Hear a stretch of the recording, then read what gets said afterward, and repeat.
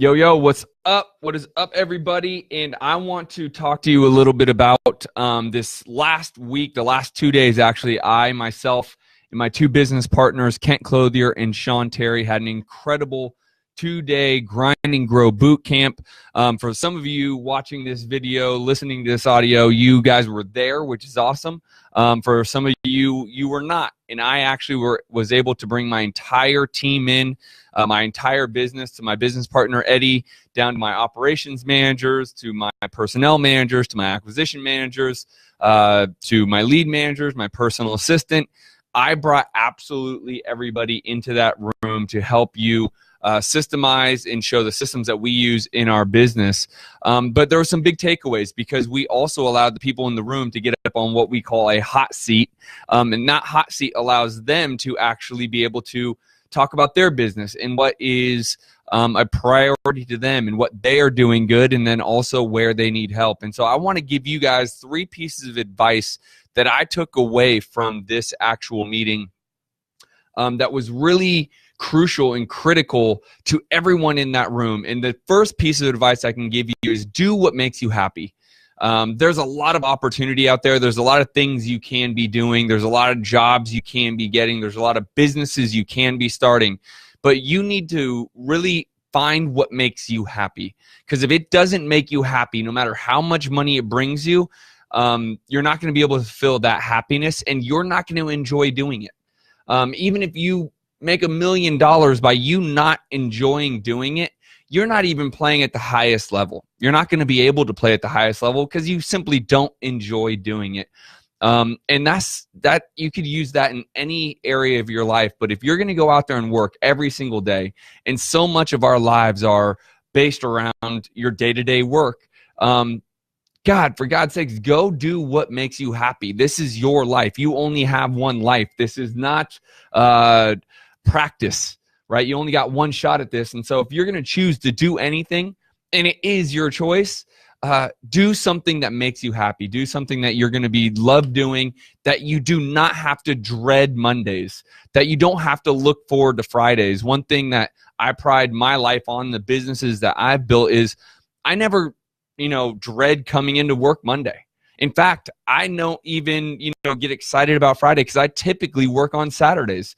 So when you can get to a point where you don't dread Monday and you don't get excited for Fridays because you're either going to be working on the weekends or you love what you're doing so much, that is true happiness. Now you're following your passion. Now you're going to have a lot more success. So first piece of advice, do what makes you happy. It's your choice. You're the person that can go do it. Second piece of advice, do the fucking work. No matter what it is, no matter how happy that business or that job makes you, you have to put in the time. You have to do the work. None of this is going to come to you easily. You're going to have ups and downs. You're going to have great weeks, months, years, and then you're going to have tough weeks, months, and years. But you got to be able to do the work.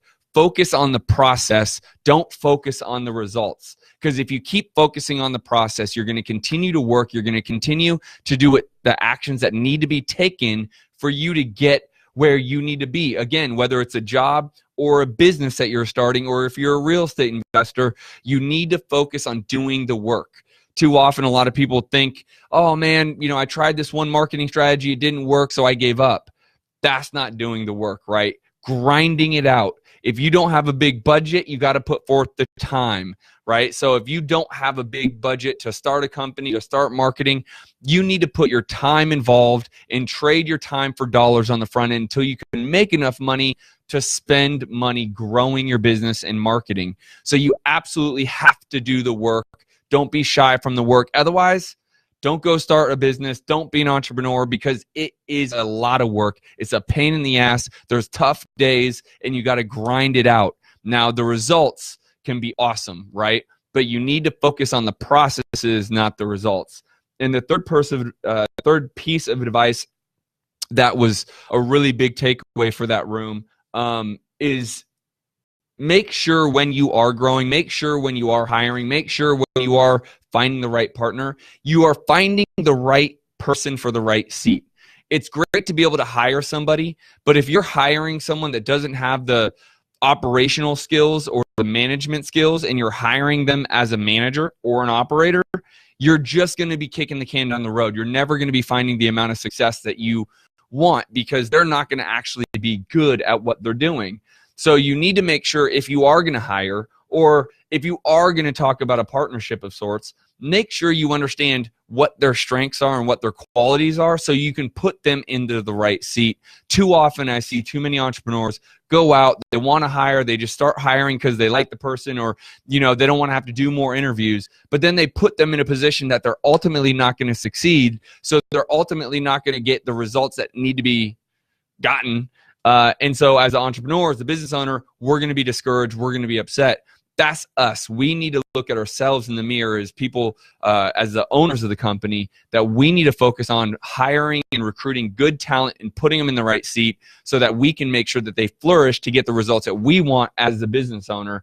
And that's going to be paramount. So when you are doing that, you can use several different personality tests. There's the DISC test, there's the Colby test, and then there's the predictive index.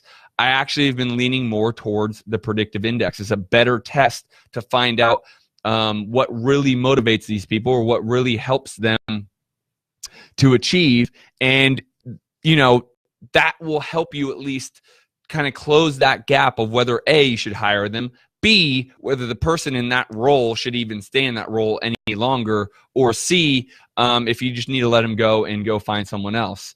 And lastly, kind of part 3B to this point is if you're going to hire, be slow to hire, because I think a lot of people, back to the doing the work part 2, people are just scared to do the work. So they want to go out and outsource it and hire it. And they listen to myself or Kent or Sean or so many other people that have built businesses, and they're so quick to go out and hire and give away all their profit that they don't make as much money as they actually could. So, you know, when it comes to hiring, I'm okay with it. Make sure you're doing it because your business is building enough revenue that you can afford it.